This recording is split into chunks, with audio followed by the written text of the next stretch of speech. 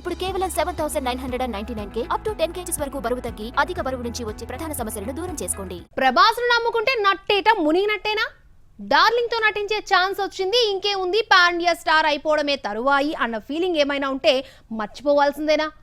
Direct point కి వచ్చేస్తే Prabhas heroines ఏ విషయంలో ఇబ్బంది పడుతున్నారు? తెలుగులో ఎక్కువ రెమ్యూనరేషన్ తీసుకునే హీరో, పాన్ ఇండియా ఇమేజ్ పుష్కలంగా ఉన్న ప్రభాస్ పక్కన ఆడిపాడే ఛాన్స్ వస్తే ఎగిరి గంతేస్తారు. ఇలాగే సంబరాల్లో మునిగిపోయిన భామలు ఆ తర్వాత తీరిగ్గా కూర్చొని బాధపడుతున్నారు. ఎందుకంటే ప్రభాస్ సినిమాలు అనుకున్న టైంలో పూర్తి కావు, రిలీజ్ కావు. దీంతో బ్రేక్ వస్తుందనే గాల్లో తేలడం తప్ప వచ్చిందేమీ లేదు. అసలు సినిమా రిలీజ్ అయింది లేదు. రాధాసాబ్ లో ఒక హీరోయిన్ గా మాళవిక మోహన్ ను తీసుకున్నాడు దర్శకుడు మారుతి.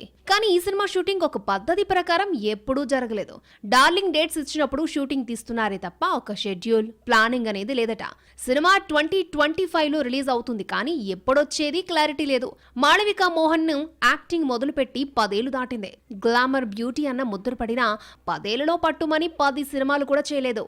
యాక్టింగ్ కు స్కోప్ ఉన్న రోల్ ఒక్కటి పడకపోవడంతో ఈ అందం బిజీ కాలేకపోయింది. ఫేస్ లో ఎక్స్ప్రెషన్ పలికించలేకపోయినా ఇంతకాలం అందంతో అరకుర ఛాన్సులతో నెట్టుకొచ్చిన మాళవిక టాలీవుడ్ లో సెటిల్ కావాలంటే ముందు రాజాసాబ్ థియేటర్లోకి రావాలి. కల్కిలో దీపికతో పాటు దిశ కూడా నటిస్తోంది.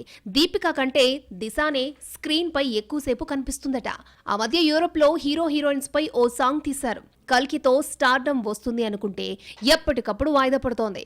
సినిమాను మే 9న రిలీజ్ చేయాల్సి ఉన్నా ఎన్నికల డేట్ అడ్డుకుంది. పూరి తీసిన లోఫర్ సినిమాతో దిశ పటాని వెండితెరకు పరిచయమైంది. ధోని బయోపిక్ గుర్తింపు తీసుకొచ్చినా ఆ తర్వాత నటించిన భాగీ 2, మళంగ్ సినిమాలు క్రేజ్ తీసుకురాలేకపోయాయి. ప్రభాస్ కల్కితో జాతకం మారుతుంది అనుకుంటే ఎప్పటికప్పుడు కల్కి వాయిదా తప్పడం లేదు.